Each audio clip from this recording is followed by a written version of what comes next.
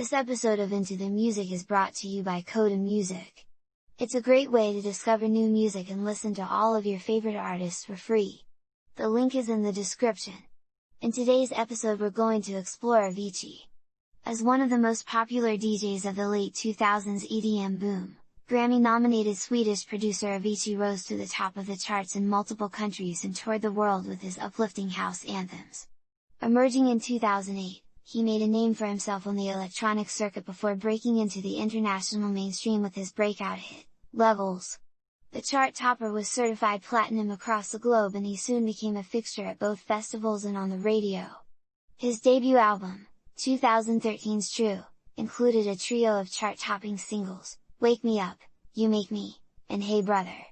He continued to juggle the underground and the mainstream, remaining on the charts and racking up platinum certifications while pushing his sound in fresh directions on EPs and DJ mixes. Months after the release of his sixth EP, Avicii 01, the young producer was found dead in Oman from self-inflicted wounds. He was 28.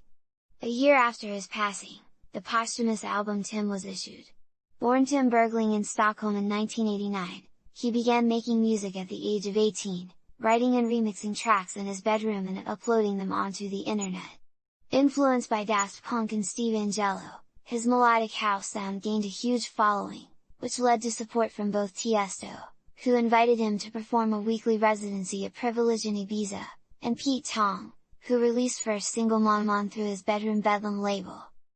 In addition to remixing tracks for Little Boots, Robin, and Dizzy Rascal, Bergling issued a handful of his own singles, like Bromance and My Feelings for You in 2010. Seek Bromance, which added the vocals of Amanda Wilson atop his earlier track, became a modest hit across Europe. However, it wasn't until his next single, 2011's Levels, that his international popularity exploded. Featuring a sample of Etta James' Something's Got a Hold on Me, the track topped dance charts across the globe and reached platinum status in at least 10 countries, launching Avicii into the mainstream. Toward the end of 2012, Bergling issued I Could Be the One, a collaborative single with Nicky Romero.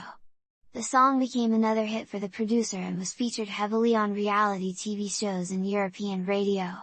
The following year, he released the single Wake Me Up.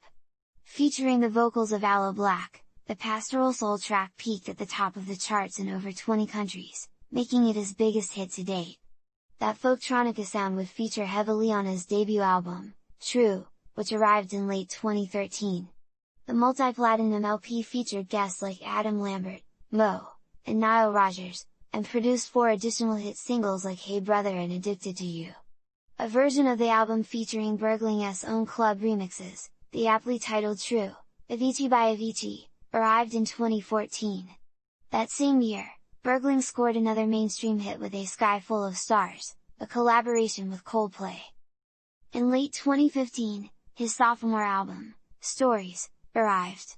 Continuing his cross-genre exploration of EDM and pop, Bergling recruited guests like Zac Brown, Wyclef Jean, Mattis Yahoo, and Martin Garrix for the effort, which topped the Billboard Dance chart upon release. While he continued to perform and release new music, Bergling announced in early 2016 that he would retire from the live scene due to persistent health concerns. That summer, he performed his final live set in Ibiza. New music in the form of the Avicii 01 EP arrived in summer 2017 while Bergling continued to produce material for an expected second and third installment of the EP series. However, on April 20, 2018, he suddenly passed away in Muscat, Oman, at the age of 28. The following year, a posthumous collection was issued.